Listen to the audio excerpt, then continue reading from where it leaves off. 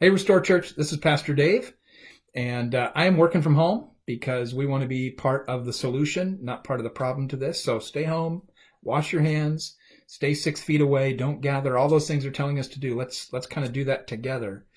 I'm working in what was Deb's office, but I am slowly moving in here, moving a few things at a time and claiming squatters' rights in this room.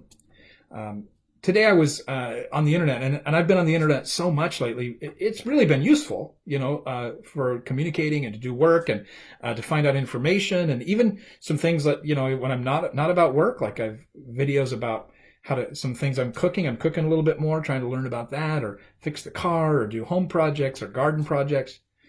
Um, but I got to admit, I also end up kind of going in this rabbit hole of like funny pictures of dogs who are friends with birds, or cats jumping off things and missing or falling off the couch. But the most disturbing thing I see on the internet is not the news. It's not some, horrible video of some catastrophe. What it is the comments. Never go in the comment section. My kids and wife have warned me that, and I started reading some comments, and people are hateful, or they argue about minutia, and they go back and forth, and it's crazy the things they get angry about and spew online. Their words are toxic and mean, and it made me think about how we at Restore Church, we've been all about community, and one of the ways that I think we can continue to be a community right now is with the words that we're saying to each other. Ephesians 4:29 says this: "Don't use foul or abusive language." When I grew up, that was just no swears. Stop swears. But it also is abusive. Don't say things that are intended to hurt, to abuse somebody.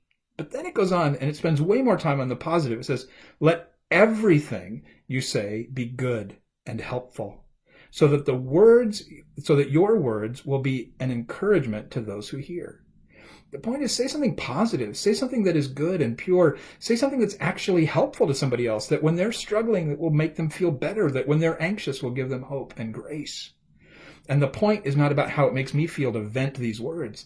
The point is that the listener will be encouraged, that everyone who hears those words will be brought better rather than brought down. So I want to ask you today, as we're struggling with this and we're apart, how can you uniquely encourage somebody with some positive words, some good and encouraging words? There are still ways to do that. If you're thinking of somebody, think of somebody and send a text, send an email. You know what? That same phone that does text and email can also, call somebody. Even if it's leaving a message, leave a positive, encouraging word on their phone. Or send a letter. Sit down and write an actual letter. Put a stamp on it. It'll get there in a fortnight, but I think that's still a way that we can be positive and encourage and offer sweet words of encouragement that are good and encouraging to each other. So think creatively that you are in a unique spot to say something, to use your words, use the power of your words to encourage and brighten and help somebody's day. And that can be part of us continuing this community, even though we have to be apart. I miss you. I wish we could gather. I'm excited to figure out how to gather together in person when we get to do that. I'm looking forward to that day. I hope you're missing it. And when we do get the chance to be together, we all grab a hold of that and have a great time doing it. So anyway, have a great day. God bless. And we'll have another devotional up tomorrow.